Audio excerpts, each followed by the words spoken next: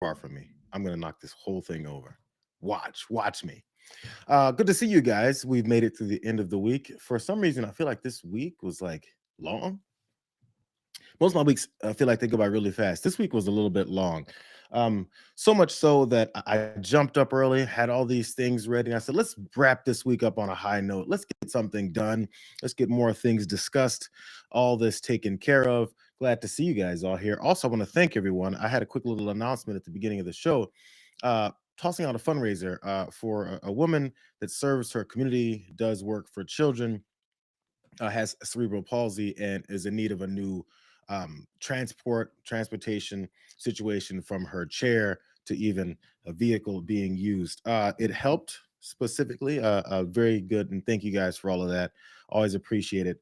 If you guys still have that link and you still have the possibility to go after that, I will mention it again next week, just in case you guys want to check it out. I want to bombard you with it, but I do. The whole purpose of that, though, is I feel like there is a backing of your own community that I think is necessary in times like this, when we're fighting back for our democracy, and as communities are attacked by our government that apparently we pay them to do that. Maybe we use our money to help each other out sometimes.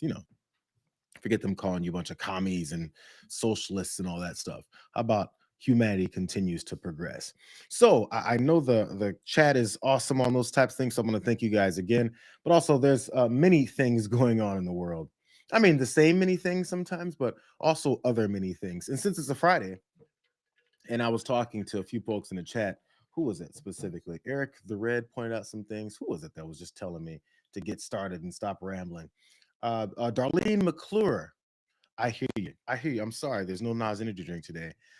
Maybe it'll make a comeback, because I can't think of anything else I would drink that's for a Friday that isn't my energy drinks, or I'm not drinks or booze, because then I'll say crazy things on here. So maybe I'll come up with some kind of background. And by the way, teas and orange juices and all that stuff don't count. It's a Friday, bro. We need weekend beverages, something that you're not supposed to drink. So I'm on the water today. Sorry, it's a boring one. We'll get it all together.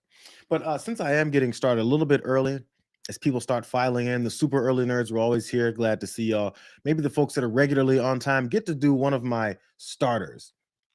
I like having starter stories sometimes that aren't really a full story, but at least it's something that we can get started with, something that hit me. And I said, you know what? How am I not going to talk about this? Did you guys know, all you guys, not the sports fans, all the rest of you guys, did you know that the Florida Panthers of the National Hockey League, the NHL, won last year? And man, where are they at? And they got a chance, as most championship teams do, get to go visit the president, have a picture with him, let him say random things. And random things were said, except it's only this president who says these types of random things that really show his mindset. Good-looking people, young, beautiful people. I hate them. You hate standing here with all this power behind you. But I got power too. It's called the United States military. I don't care.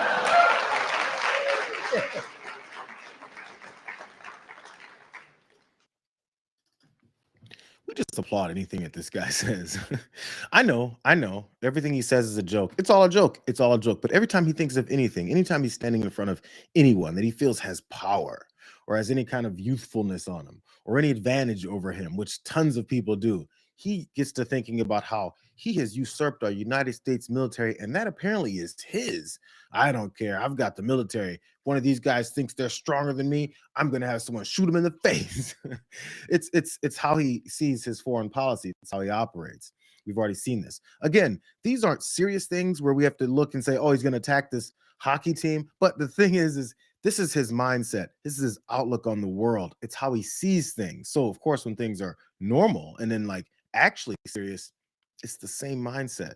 We understand that's how we're in all these conflicts and trying to ask for a few more. Here's another moment from that meet and greet with this hockey team. Figured out. I heard they have a little surprise. Ooh, that looks nice. I hope it's the stick and not just the shirt. That stick looks beautiful. That looks beautiful. Maybe I get both. Who the hell knows? I'm president. I'll just take them. Figured out. I heard they have a little. Just another little glimpse into his mindset. They got the damn jersey and a golden hockey stick sitting right next to him. I think they're going to give it to you, bro. Calm down. I don't think they're going to give anyone else a golden hockey stick except for the guy who gold plates everything in his path. Dude, they're going to give it to you. But either way, even if they didn't, he's just going to take it.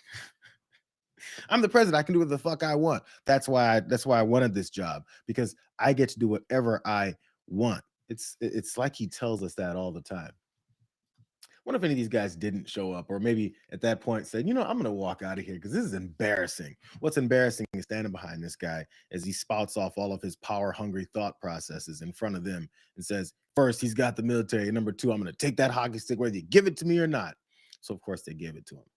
Just like the FIFA guy gave him some other trophy, and then the Apple CEO gave him some other trophy. They just give him stuff, and then it butters him up, and they rub him on his chin, and he starts purring or something. I don't know what it is. It works. That is definitely one thing. It works. Duffy Plain White T says, go Sharks. I haven't heard much about the Sharks in a while. Last time I heard about them, they weren't doing a lot, but still, I've been detached from the hockeyness of things. Let's get to actual news, though. How about that? Let's go on to some actual things that are going on. Let's go up to Minneapolis as this conflict continues to rage up in that state, since Donald Trump is very upset at them for, standing up for their rights and maybe for their community and their neighbors. It's one of those things that these guys just don't understand. But I want you guys to see one of the scenes that's going down up there and the increased attacks. And also I want to juxtapose that with the way that they're responding to it. And as more and more people see what's going on the ground, for some reason are just now figuring it out, this is one of those moments. And this one really annoyed me. I gotta be honest. This one really pissed me off. I was a driver. The officers hopped out, literally. The officer hopped out of nowhere. He said, get on. I said, awesome, I'm trying to leave. He said, okay, that's fine. Officers threw flashbangs and tear gas in my car and made I got 6 kids in the car. But my 6-month-old can't even breathe. My 2-year-old then flipped out the damn car. This was flipped over. My car filled with tear gas. I'm trying to pull my kids out the car. I'm telling the officer I need ambulance. It took him 5 fucking minutes. He's going back and forth with me, telling me to go back in there and call and tell them to come up Lindale. They can't even come up Lindale. Were you participating in the protest? I wasn't at all. I didn't care to be, not to say it like that, but I wasn't. Like, you were just here. Yes. Yes, I was trying to leave. What's everything I was trying to go. I had my kids in the car. You live in Minneapolis. Yes. It's just another shot against this whole narrative that they're going at the worst of the worst, and they're going after criminals, and they're going after folks who are getting in the way of them going after criminals. It's almost like all the evidence that we've seen has shown us that these ICE agents, that their directives, that their objectives are to harass and terrorize the community, and that's exactly what they're doing. You get a guy with driving his car with 6 kids inside, and they toss smoke grenades and flashbangs through his window. And not that it even matters, but he was asked if he was participating in those protests, which he wasn't, which he has every right to, even if he was. But they decide to attack him. And then after attacking him, similar to the way that they've attacked other folks, they tell everyone to stay away, and they're not calling for any help. And they're just lollygagging and moving on slowly. Maybe because they don't see any humanity in anyone else except for themselves. It's like what they've been told that they are able to do by people like Stephen Miller, who said they've got complete immunity. But again, I like to show you guys the resistance is building, and the opposition to this madness is growing. Here's just another regular guy up in Minnesota, and he breaks down how angry this makes him. This is nuts. This is fucking, and you're right in the middle of this shit. What the fuck is going on, dude? This is insane. Have you ever gone out to these sort of things before? Never. I've never protested in my life. My brother's here. He does it all the time. I've never. Like I said, I'm far enough away, but close enough, and I'm sitting in my cushy house and look at shit and get mad, and they're just trying to fucking scare people, and but why shoot people? You know what really pisses me off is the fact that they detain people, cuff them, and then still beat the shit out of them. They tell you it's immigrants, only immigrants. It's fucking anybody. I have friends that got detained and all they were doing was fucking driving home from work. What the fuck? Sounds like you don't fit the definition of the. No, and I'm not fucking paid to be here like everybody fucking says. What the fuck is that? I gotta work in the goddamn morning, just like everybody else. I'm just here trying to stand up for community, dude. We're all human beings here. I don't give a shit who you are, where you came from, what color you are. It doesn't fucking matter. This is wrong. So the actions of these ICE agents have more people in the streets, even as this gentleman there described himself as being, he was sitting up in his cushy house. He's far enough away, but he's close enough to come down and try and protect his community. Finally, as we're seeing this all go down, after they kill Renee Good, people are now up in arms to see what it is that they've been doing for the entirety of 2025. And now they're in the streets, and now they've got a bigger problem on their hands, which honestly they kind of wanted anyway. But as we saw him point out, he's got to go to work in the morning. Think about how insulting it is for every one of these politicians. I saw another one that I didn't even heard of, some representative, some Republican on CNN. And after it gets cornered 2 times on really bad points, they always come back to talking about these are paid protesters and never have any indication of who they're being paid by, how much they're being paid, who's sending them in here when they literally are in folks' neighborhoods. How are they getting paid when you're the ones paying ICE agents to come and harass people at their front doors? It's like it doesn't make any sense or something. And they just keep saying it. They're losing this argument. That's at least is the good news. So, of course, as they lose these arguments and people see regular folks with children in cars getting attacked, and also regular guys that decided to come out when he never came out to protest anything else before, you got to get state TV to come in and try and change that narrative. There's a problem, though. Everyone knows how state TV comes in and tries to change that narrative. So watch them flail. And when you call for people to resist ICE in a form like this, I mean, obviously peaceful protest is one thing, but when you say resist, that seems to be a call to action. And the governor on the one hand is urging people to go out there and confront ICE, and then on the other is complaining about the fact that ICE has got so many people out on the streets. And the reason why they have so many people out in the streets is because the state is not cooperating with them in terms of honoring detainers. It's forcing ICE to arrest people on the streets. The local constabulary is not allowed to back up ICE when problems happen. So ICE and Border Patrol have to send their own backup, which is why you see so many officers in Minnesota. I mean, you don't see the problems like this in Louisiana, where Governor Jeff Landry is cooperating with the federal government. You don't see these problems in Florida, where the state cooperates with the federal government. You don't see these problems in Texas, where the state cooperates with the federal government. It's only in places like this where it's set up for confrontation that we see all of this happen. All John Roberts there did on Fox News was point out the cities and the states and the leadership of those cities and states. That's all about this fascism. If you just comply with the fascism, you won't get attacked. How dare these people come into the streets and protest? John Roberts has no idea how bad he sounds. He has no idea that throughout history, his words, his voice, his face is going to be connected to being a part of the state-run media that was condoning literal murder and attack and harassment and terrorizing of communities by these guys who are all being deployed there by Donald Trump and Stephen F. and Miller, who are criminals. Isn't that weird? You probably don't want to, put your name and face connected to those types of things like you always feel like you have to do. And the reason why they have to do it is because they get paid to do it. There was a former Fox anchor, longtime Fox anchor, this is a bit of a flashback just from a week or 2 ago, who pointed out that's just standard procedure over at Fox News. Remember this? When I was at Fox News, which was a long time, 14 years, I would have known exactly what to do in the wake of Trump's attack in Venezuela. I would have known that I was supposed to cheerlead it. And I turned on Fox News yesterday, and I'm sorry, but it was like watching Russian propaganda. There was nothing skeptical. It was all rah, rah, cheerleading. Yes, let's go. There, Megyn Kelly was talking, at least at the time, about the Venezuela invasion where they went and took out Maduro. But it's anything these guys go through. She knew. She damn near didn't have to be told. The memos stopped going out. It was, if you work at Fox News and you're not the resident lib that has to get in the fights on the 5 with these other idiots, then your job is to rah-rah, cheer on everything that this administration does. That is what they're about. That's how they get paid. That's why Donald Trump tries to promote them. And anytime one of them steps out of line, if you don't remember this, every time the guy likes to talk about how Fox News isn't Fox News anymore. the blatant connections that this guy has to state-run TV is, off the charts. We see it. We already know that, but he confirmed it.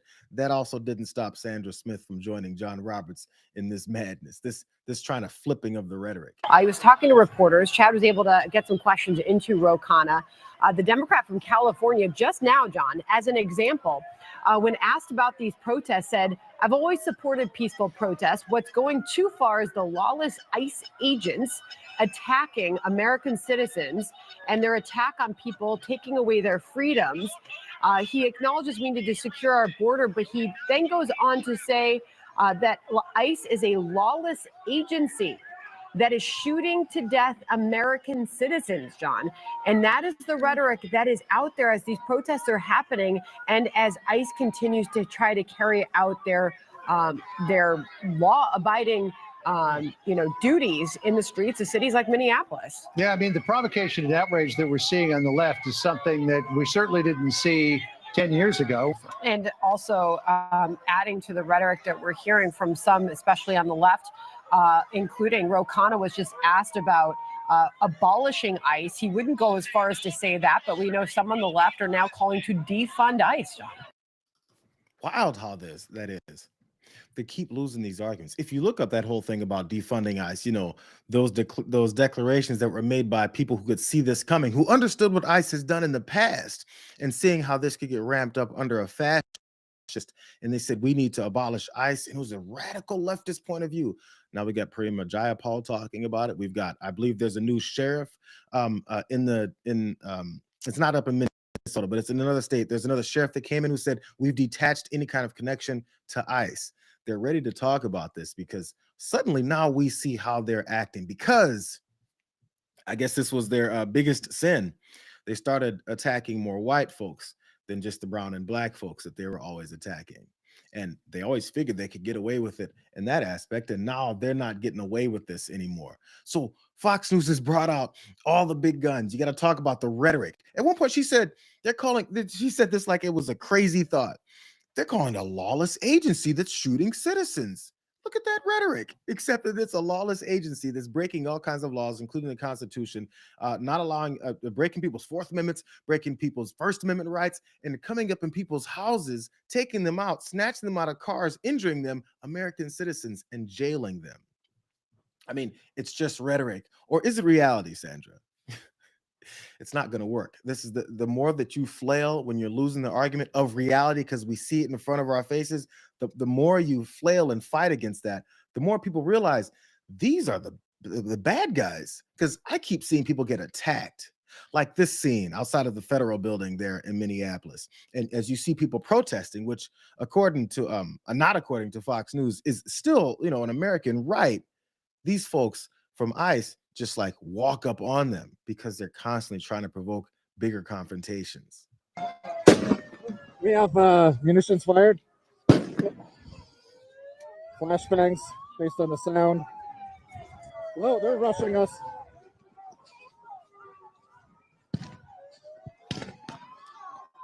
Oh my God, what are they doing?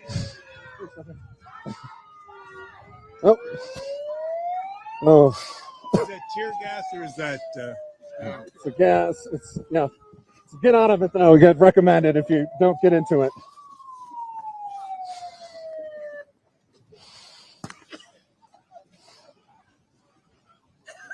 They've shot tear gas or gas into the crowds. Police. Hey, are you okay? Another one. There is a tear gas filling the skies. Where do you think the tear gas came from? Do you think all the protests that are getting paid by George Soros were all equipped with tear gas to come out and fire it at a bunch of Klansmen and also Proud Boys that were sent out there with masks on to come and start attacking American citizens? Because they keep telling that these are a bunch of paid protesters that apparently have tear gas that gets deployed by guys that walk out and start attacking folks that are standing there. It's just how it works. So last bit here. Since state TV really isn't working that well at it, they sent out probably one of their dumbest spokespeople, the DHS spokesperson, Trisha McLaughlin. I don't know how this lady has this job. Actually, I do. She works for Donald Trump. This was her push to try and pass this whole thing off as them being the victims. It's just not going to work. What other acts of violence have they been committing against these agents? Well, Sean, your viewers can see that car was driving, pouring cold water on the ground so that it would freeze the ground in front of our federal law enforcement vehicles so that they would potentially slide, crash, and potentially kill them. That is a federal crime that your viewers are seeing there. What other acts of violence have they? I guess by next week, Congress will pass some new legislation that'll make it illegal to pour water on the streets when it's cold outside, because ICE agents just might bust their asses some more. We've seen a couple instances of them falling on their ass, but apparently now it's going to kill them. Pour ice out on the water out on the street, and then it turns into ice. I think we've noticed that, you don't even have to do that. They just run their dumb asses around and slip on it themselves, and then they start blaming someone else. What weak sons of bitches. You're running around with huge guns and aggressive tactics, and you're like, they're pouring ice, they're pouring water on the ground. Nobody's going to follow this weakness as you keep claiming that it's, strength. I want to keep reminding everyone of the weak people that we're dealing with. They get power if we continue to cede it to them.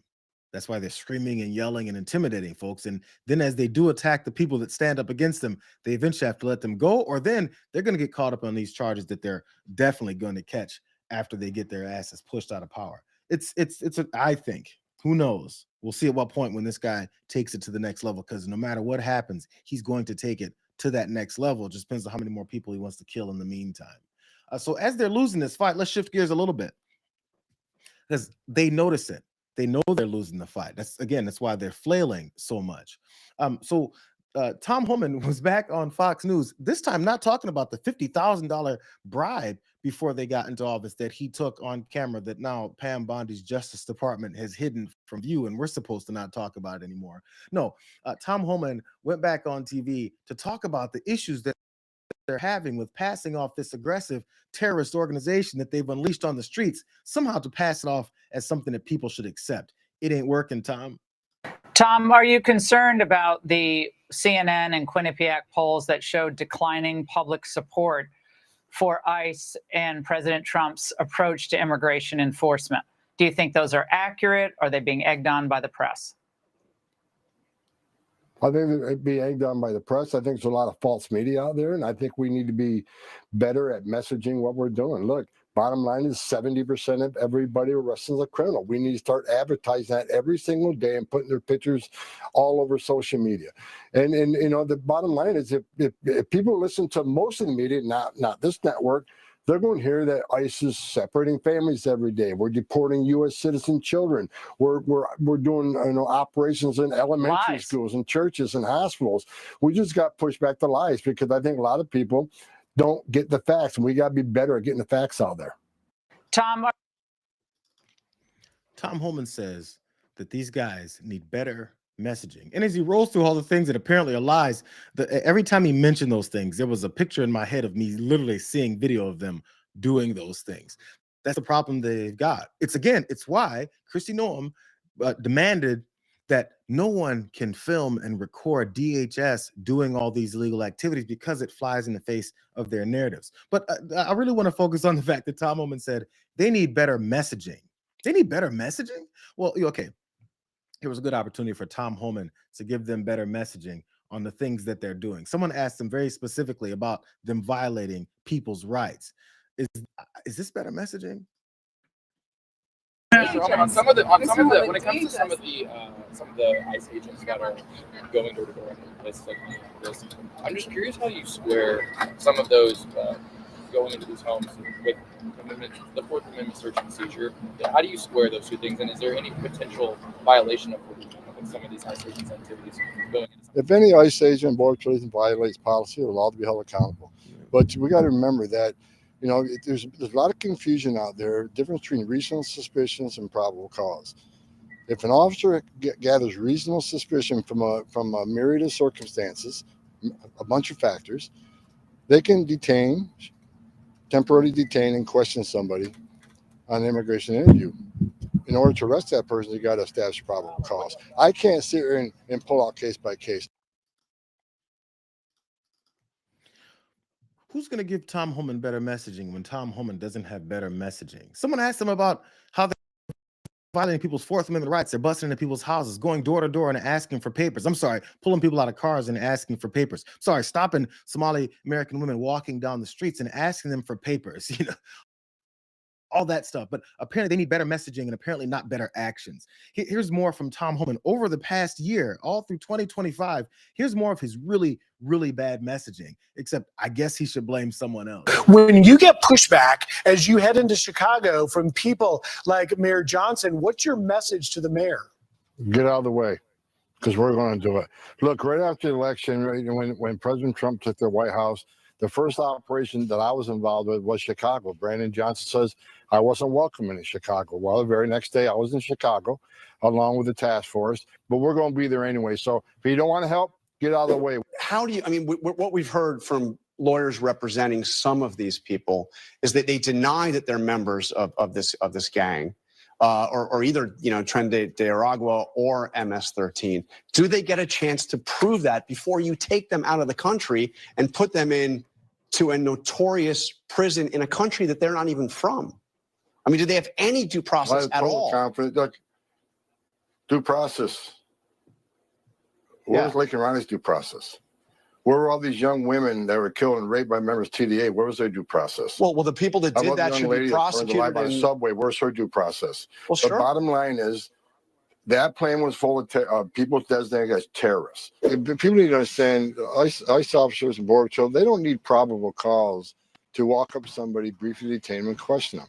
They just need the totality of the circumstances, right? They just got through the observation, get articulable facts based on the location, the occupation, their physical appearance, their actions. Like a uniformed border station walks up to them at for instance, a Home Depot, and they got all these articulable facts. Plus, the person walks away or runs away. He's got all these facts. Somehow, it's really good messaging to say that they're going to racially profile people. We're going to go to places where we assume folks will be. Their accents, he said, is one of those articulable measures that they look into to try and figure out if they should arrest someone, detain them, demand some papers from them. That's like really bad messaging, Tom. Maybe he should pass it on to Caroline Leavitt. Because, whenever people ask them about ICE, Caroline Leavitt gives the best answers. It really gets people on their side in case they were, somehow in the middle of things. This was one of the better moments. Everyone was sending this around of this reporter. I believe they said he was an Irish reporter or something, asking specifically about how they can continue this same narrative of talking about how ICE is on the up and up when we see literally the exact opposite. Earlier, you were just defending ICE agents generally. And earlier on, Secretary Nunn spoke to the media. And she said, among other things, that they are doing everything correctly. 32 people died in ICE custody last year. 170 U.S. citizens were detained by ICE. And Renee Good was shot in the head and killed by an ICE agent. How does that equate to them doing everything correctly? Why was Renee Good unfortunately and tragically killed? Are you asking me my opinion? Because an ICE agent acted recklessly and killed it unjustifiably. Oh, okay. So you're a biased reporter with a left-wing opinion. What do you want me to do? Yeah, because you're a left-wing hack. You're not a reporter. You're posing in this room as a journalist. And it's so clear by the premise of your question. And you and the people in the media who have such biases but fake like you're a journalist, you shouldn't even be sitting in that seat. But you're pretending like you're a journalist, but you're a left-wing activist. And the question that you just raised and your answer proves your bias. You should be reporting on the facts. You should be reporting on the cases. Do you have the numbers of how many American citizens were killed at the hands of illegal aliens who ICE is trying to remove from this country? I bet you don't. I bet you didn't even read up on those stories. I bet you never even read about Lake and Riley or Jocelyn Nungray or all of the innocent Americans who were killed at the hands of illegal aliens in this country. And the brave men and women of ICE are doing everything in their power to remove those heinous individuals and make our communities safer. And shame on people like you in the media who have a crooked view and have a biased view and pretend like you're a real honest journalist. I think she thought she nailed that. I think she left there and went, I can't wait until President Trump sees this. Ooh, nailed it. that she goes through all that mean girl talking points about how she has no answer for the actual question, which was over 30 people died, over 100 American citizens arrested, and other folks were killed in the streets based off of this ICE defense that you've got, that you keep saying things were on the up and up. How do you determine things are on the up and up when people are died and laws were broken? She just launches into some tirade about how he's biased. Nobody's listening to that whining. If you stop, you can hear the 12-year-old little mean girl in Caroline Levitt screaming at folks when she has no good points to convey. I mean, she's the firebrand that yells that Donald Trump likes to talk about how much her lips are moving. You know, that nasty guy. But sometimes there's folks who just look kind of confused. These are the people that are supposed to sell this illegal terrorist activity as something that we're supposed to accept. Again, Kristi Noem was asked, just like Tom Homan, they're violating people's Fourth Amendment rights. Check out her answer. Secretary Noem, are you okay with federal agents and officers violating people's Fourth Amendment rights by asking for papers without reasonable suspicion? Every single action that our ICE officers take is according to the law and following protocols that we have used for years, that this administration has used, that the previous administration used. They are doing everything correctly. And over again in litigation in the courts, we've proven that they've done the right thing. Why is it within their right to do that? Why is Yes, it go within ahead. their right to ask for papers without reasonable suspicion? With the president. Secretary Noem. That's how fascists operate. The law is what we say it is. And if you see something different, you're in violation of the law too, because our reality is what dictates your reality. And every ICE agent is in coordination with the law. How the hell does she know that? Is she in every ICE operation? Is she on the streets everywhere in the country where they've got people attacking folks? How would Kristi Noem know that everything they do is on the up and up when she's not there? What that is propaganda, constant propaganda. So again, I wonder how many folks who woke up in the past week or two and finally realized how bad these guys are acting in the streets and how they're coming after everyone and not just the folks that we were all told don't matter. Now that they're coming after everybody, anybody who's now realizes how bad this is. Do you really think that these types of lines of defenses, this anger that comes from Caroline Levitt and the stupidity that comes from Kristi Noem, going to change people's minds, or do they just not care anymore? Pam Bondi's up. There was a report that Donald Trump is souring on their relationship, so she had to come forward with some barking and yelling because that's what appeals to him. In Minnesota. What happened in Minnesota? We had 6 prosecutors who suddenly decided they didn't want to support the men and women in ICE. One of them was busy doing a photo shoot with the New York Times while ICE was out there risking their lives. So they came, they said, we want to resign, but we want to use our annual leave up until April, meaning they wanted the taxpayers to pay for them to go on vacation because they decided they didn't want to support law enforcement. So the breaking news tonight, I fired them all. They're fired from the office. And our U.S. attorney there, Rosen, he's great. He was just confirmed 3 months in Minnesota. You can't quit because I fired you. Bro, they were already quitting. You're just not going to give them their vacation time. That's a tough guy stance from Pam Bondi. You know what I did? Breaking news, Sean. I fired them. Does she sound intimidating? Like she keeps trying. Like none of these guys are actually intimidating. They just kind of scream and yell and flail and sound like little babies. What makes this whole thing worse about how they fired these 6 prosecutors that were quitting? Look at the reasons why. Pam Bondi was so furious with 6 federal prosecutors who announced that they would resign rather than prosecute the widow of that Minnesota woman that was killed by an ICE agent, that she fired them before they had a chance to give their notice. What they were trying to make them do, these 6 prosecutors that quit before Pam Bondi fired them, was not prosecute the woman, Renee Good's partner. They were going to investigate her. There's more. It's crazy. The attorneys had objected to opening that criminal investigation into Good's widow, Becca Good, instead of the agent who fatally shot Good while she was trying to drive away from the scene of that protest. So not only that, I'm not sure if many people know this. We know that the guy who shot her and killed, the murderer who shot and killed her, is in some kind of protective custody under this criminal administration. But also, they're completely throwing out any kind of investigation. We knew that part and how they're boxing out local investigators so that they can cover this up like they do everything else. Here's more. They also opposed the Justice Department's refusal to include Minnesota state officials in the investigation into whether the shooting itself was lawful. They're just all over the place on this. This is what she thinks she's getting some kind of a good boost from. I fired the people who didn't want to do all these horrible things on top of the horrible thing that we're doing.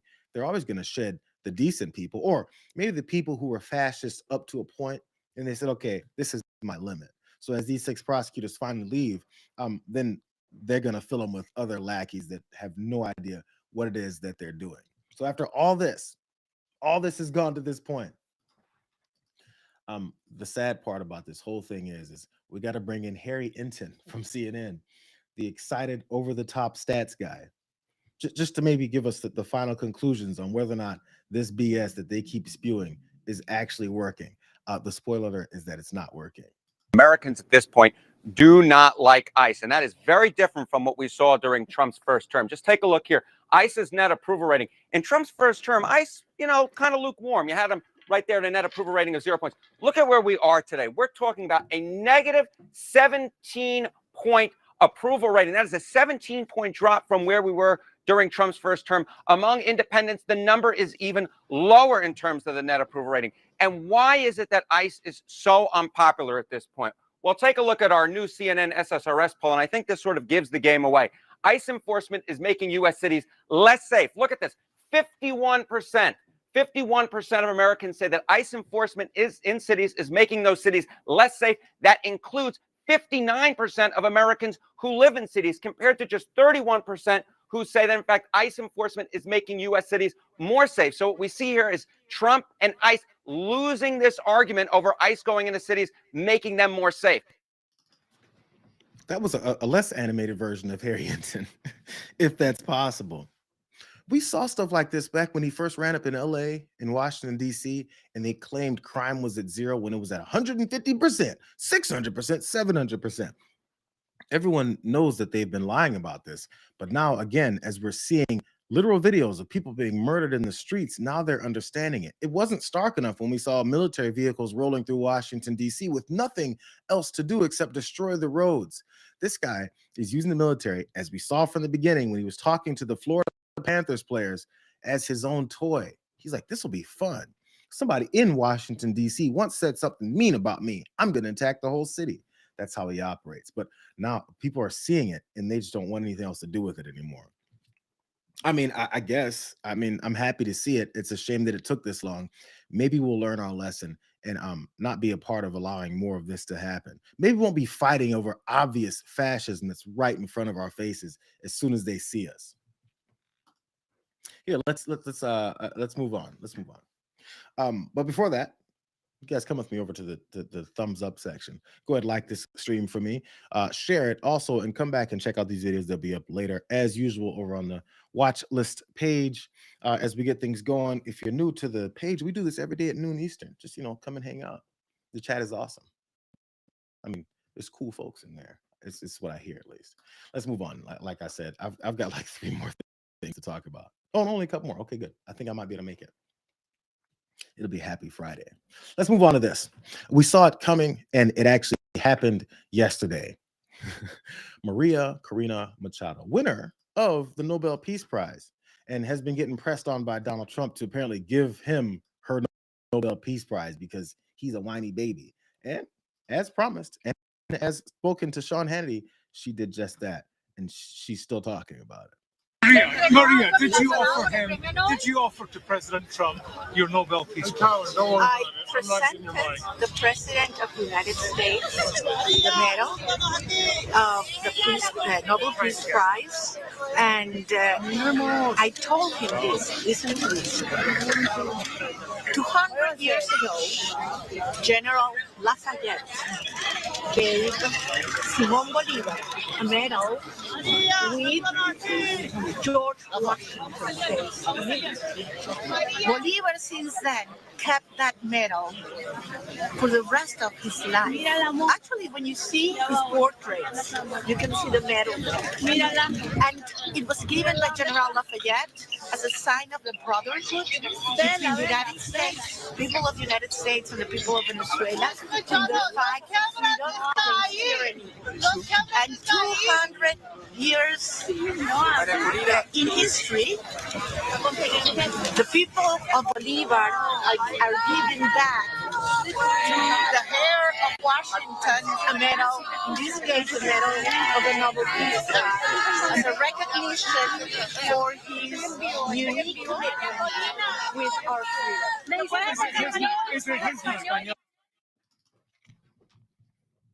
I mean, she had a prepared statement about the history of someone else. I think she said Jefferson giving his Peace Prize. I don't know who it was that she said. I could barely understand her. Giving it to someone else, and therefore she's doing the same thing, except, Donald Trump is a petulant crybaby who wants awards for things he didn't earn anything on. It's like it's been his entire life. Yeah, I mean, can you blame him? Everyone keeps rubbing this guy's chin and giving him what he wants. Why would he not keep demanding it? And then after demanding it, this is embarrassing. Like, this is embarrassing. He posted this. It was my great honor to meet Maria Corina Machado of Venezuela today. She's a wonderful woman who's been through so much. Maria presented me with her Nobel Peace Prize for the work I have done as I'm attacking multiple countries and threatening more. Such a wonderful gesture of mutual respect. Thank you, Maria. Man, someone should have clued him on this a little bit. Even after he had his campaign for this prize that isn't his, someone should at least said, when she comes to present it to you, at least say, I was honored that she had this idea that came to her head by herself to give me her Nobel Peace Prize, but I didn't accept it because I figured all the work she's done is worth it. That would get him so many points of people where he doesn't even deserve it, but the reason he would never do it is because it never crossed his head, because his brain is full of himself. This is the did you guys see the picture that he took with her? Holding up this big bordered presentation of the award. Dan, have you seen him smile this much? I got my prize, guys. I got my prize. I feel like the look on her face is a little bit of regret. She's like, damn, I didn't know that he was going to smell like this. They said he smells like ass and broccoli, but damn, it's somehow worse. What's even worse than that is that the Nobel Committee also spoke on this award transfer. It said it's not possible to revoke a Nobel Peace Prize. Okay, that's a good start. Neither Alfred Nobel's will nor the statutes of the Nobel Foundation mention any such possibility. As a matter of principle, the Norwegian Nobel Committee will not comment on what the Peace Prize laureates may say and do after they have been awarded the prize. The committee's mandate is restricted to evaluate the work and efforts of the nominated candidates up to the moment it is decided who shall be awarded the prize for any given year.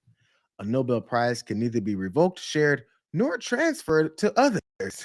Once the announcement has been made, the decision stands for all time.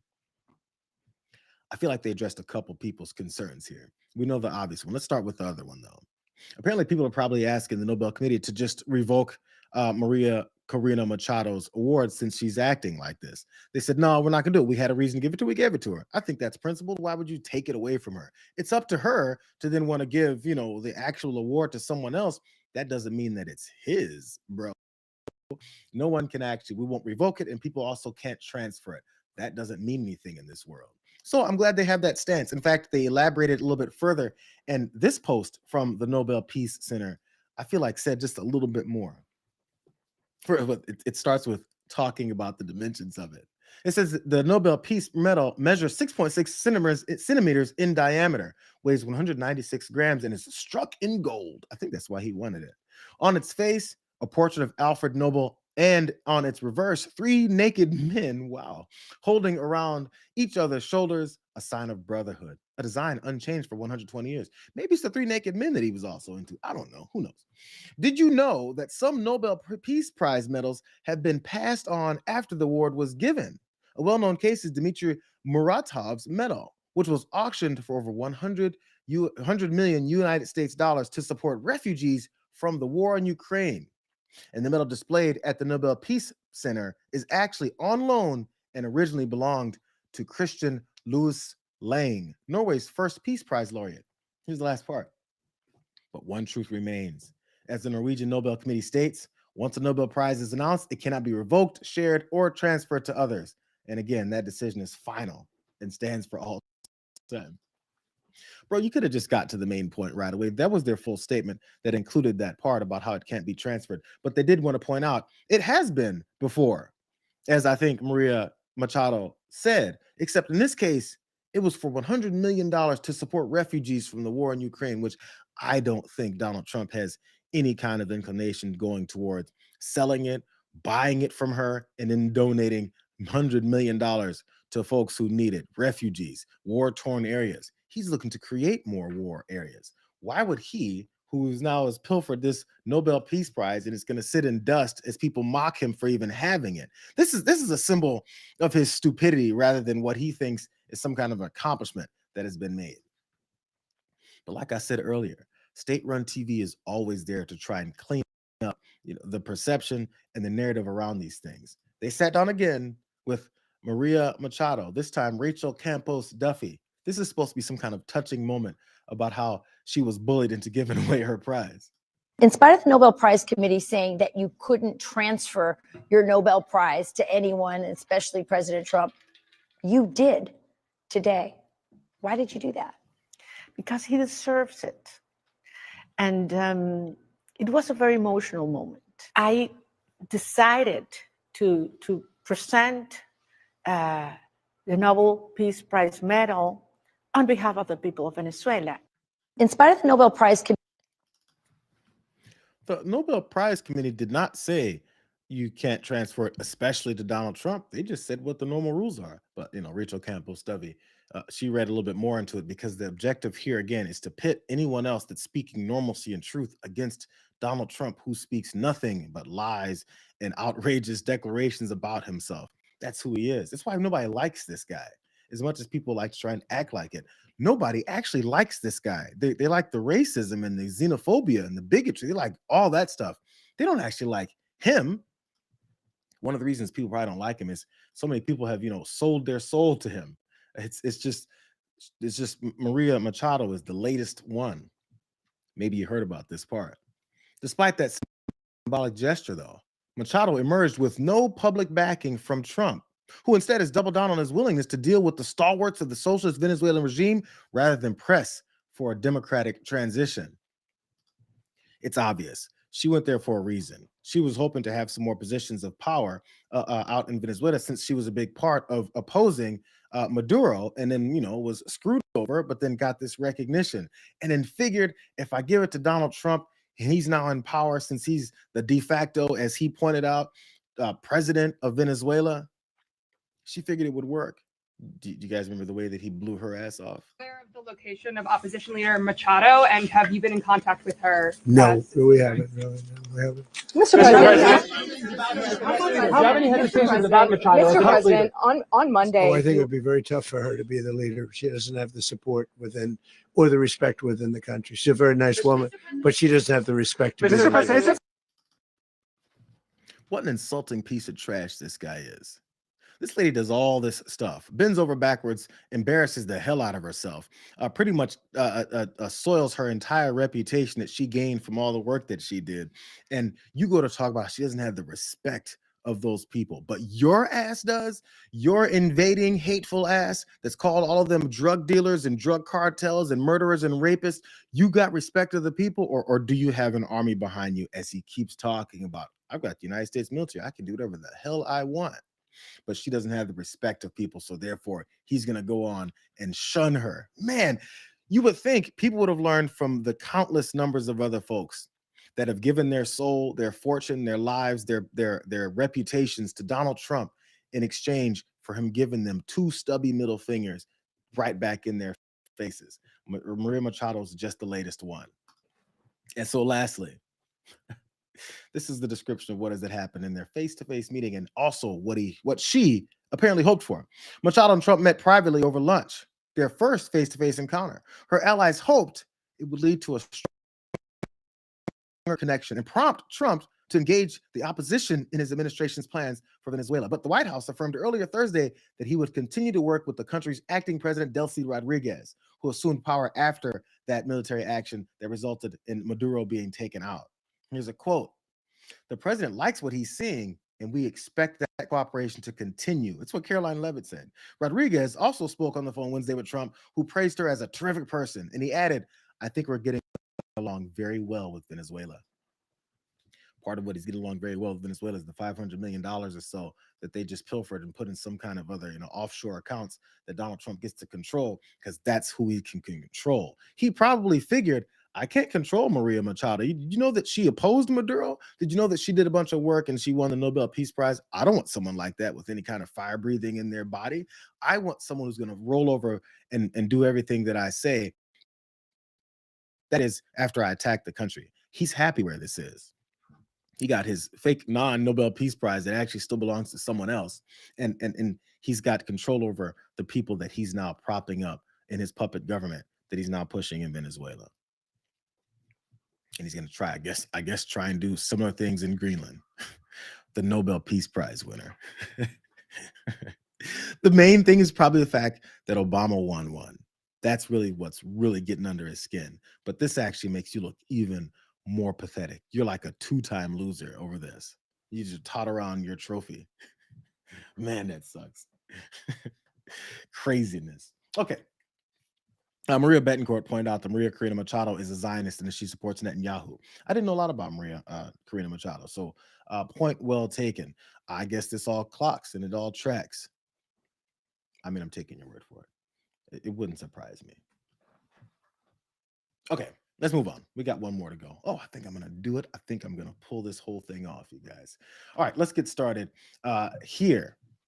We've been seeing recently how Donald Trump, his fascism and his authoritarian nature is starting to bubble over the surface, and people are starting to notice. In fact, people you would never think would notice also noticed that this guy is a complete fucking fascist. And finally, we're seeing it. So obviously, there has to be some defenses for the things that he's been saying that just fly off his brain, like, canceling elections.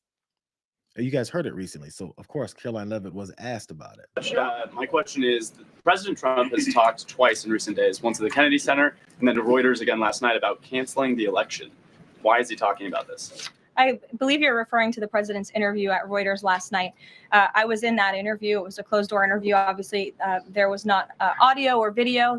The president was simply joking. He was saying, we're doing such a great job. We're doing everything the American people thought. Maybe we should just keep rolling. But he was speaking facetiously. And then one more. My question is, President Trump. He's always joking. Why is Donald Trump always joking about fascism? Why is Donald Trump always joking whenever he says he's going to implement something else that's authoritarian? I feel like the jokes that always turn into, policy, and then after they turn into policy, like sending folks into the streets to go and attack people, military grounds where maybe, these military members can practice on American citizens, destroying the economy, implementing tariffs and acting like they actually bring in any kind of prosperity to folks. I feel like every time that he was joking, I feel like it turned into, disaster. And then after it turned to disaster, you got too much Trump derangement syndrome. This is the quote that she was asked about. The Wall Street Journal was pointing it out because they spoke to him about it. It said, this is from Reuters, from the Reuters report. It said the president expressed frustration that his Republican Party could lose control of the U.S. House of Representatives or the Senate in this year's midterm elections, citing historical trends that have seen the party power lose seats in the second year of a presidency. He's afraid. Here's a quote. It's some deep psychological thing, but when you win the presidency, you don't win the midterms, is what Trump said. He boasted that he had accomplished so much that when you think of it, we shouldn't even have an election. Just pause for a second. Outside of the authoritarianism, think how stupid of a thought that is. You're doing so well. You have such overwhelmingly high approval numbers. People love you so much. You just got elected a year ago, and people are all about this prosperity that you're bringing to their lives. So therefore, why have a midterm election? Why have the people who have supported me through all of this great prosperity that American people are experiencing? Why would they need to even have an issue with running? Shouldn't it be overwhelming? Shouldn't it be some more of these mandates that you've been lying about that you got? Why would anyone vote against you if you just said everyone loves what you're doing? It's almost like it doesn't make any sense, and it's all based, in propaganda. But still, you know what the best part about this whole thing was?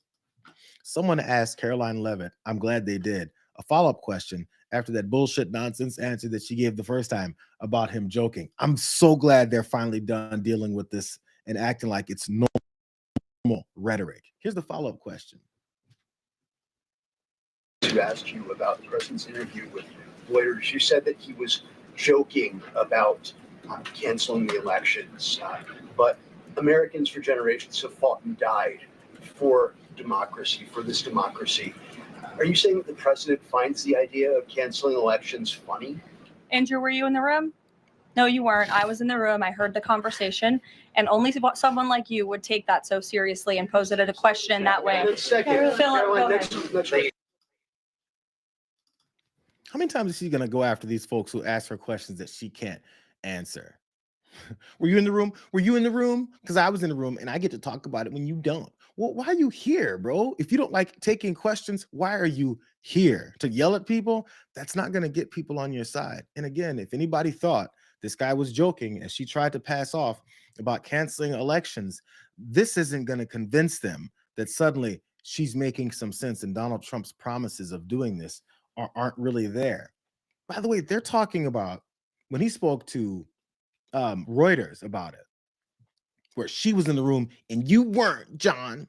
So since John wasn't in the room, I don't know if that's just his name, but since you weren't in the room and she was, maybe we should listen to the moment when before he spoke to Reuters and he joked because Caroline says so. And he was talking, to cameras and people could hear what he said. And it's odd. There's this weird thing he did. He said the same The thing. worst president, did the worst job, had the worst policy. We have to even run against these people. Now, I won't say cancel the election. They should cancel the election because the fake news will say he wants the elections canceled. He's a dictator. They always call me a dictator. Nobody's worse than Obama and the people that surrounded Biden. Not Biden. I don't think it was Biden. He didn't know what the hell was going on. Okay, the election was rigged. He had no idea what happened. He still doesn't. Was he joking? Was he joking because he said, we should just cancel elections? We shouldn't even have to run against these people. Was he joking then, or was he joking only in the interview with Reuters? And then was he joking again when he says it over and over and over again? Actually, wait a second. Hey, there was this moment during the campaign. These jokes, man, you know what? I feel like real comedians would understand. Maybe he was just testing out his material. The jokes are so funny. He was floating his material to audiences while he was. And again, Christians, get out and vote just this time. You won't have to do it anymore. 4 more years. You know what? It'll be fixed. It'll be fine. You won't have to vote anymore, my beautiful Christians. I love you, Christians. I'm a Christian. I love you. Get out. You got to get out and vote. In 4 years, you don't have to vote again. We'll have it fixed so good you're not going to have to vote. It'll be fixed so good you're not going to have to vote anymore, my wonderful Christians. Did he say he's not a Christian? Because he keeps telling by that, he's a Christian with an upside down Bible. Anyways, Christians never have to vote again. Just 4 more years. Never have to vote again. We'll have it fixed. Man, this joke sucks. I haven't laughed once. He should probably take this, tour somewhere else. Maybe there's other audiences that are like, all of these talks about how he's going to cancel elections and how every time he hears about elections being canceled, he's like, that's a good idea. Because I don't think you guys would be too surprised by this. He's a fascist. Here's another moment. Man, this comedy tour is just like everywhere. Are you open to holding an election in your country? Yes, of course. We are open for election, yes. We have to do safety circumstances and a little bit we need to work in the parliament because during the war you can't have elections, but we can do security. We need we need a truth, yes, everywhere, in the battlefield, in the sky, in the sea, to make possible for people to do democratic, open, legal elections. So let me just say 3.5 years from now. So you mean if we happen to be in a war with somebody, no more elections? Oh, that's good. I wonder what the fake. You like this idea? Yeah. Weird. If people keep asking them to try and clean up this mess that he keeps telling, they just look as foolish as Caroline Levitt does every day. That particular situation, they were talking to Zelensky because there was a war going on in this country, like there still is now, and the elections were suspended. It was one of the talking points that people were upset at Zelensky about because they're saying, he's hiding and covering up elections. Whatever kinds of situations are happening, there is reasons why they decided to do that.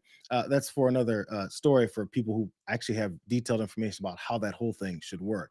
But when asked about that and whether or not Zelensky wants an election again, he said, yeah, we have to do it the right way. It has to be clear and not all muddled in this war. So Donald Trump, it was two fronts there. First of all, his ears perked up. He's like, cancel an election? How do I do that? What's the best route I can take to do that? Oh, you mean if I have a war with someone, then we can cancel elections? Where are we here in January, mid-January 2026? Almost a full year just before this guy got inaugurated.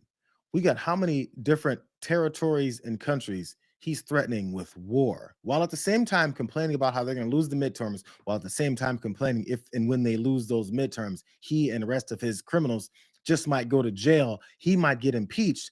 All these fears that he's got in losing this next election, just like the fears that he had about losing 2020, all these things are stacked on his head. And he's thinking, how can I avoid midterm elections? I know, maybe some wars. He can kill two birds with one stone. He can use his military that he thinks is all his to go and attack people that he doesn't like. And he can also say, we're at war now. What do you want me to do? If you don't like it, take it up with Zelensky. All the other people with Trump derangement syndrome predicted a lot of other things that are a lot less obvious than this one. I don't think he'll get away with it, but I do think he's trying to set the stage for something like this to be some kind of new reality that this many stupid Americans just might accept. But right now, we're still in the joking phase. They always start there until we get to, the fascist phase. Fascist jokes all around. That's it for me, guys. I actually nailed all this, got it done within the hour. Glad you guys were with us. I appreciate you. All you folks that always leave early, you don't even have to do it today. I believe Brett's on with John after this. So you get your full Brett and John hour. Tell them I say, hey, in fact, make it really well known. Don't put all caps because, the moderators might be getting upset with you.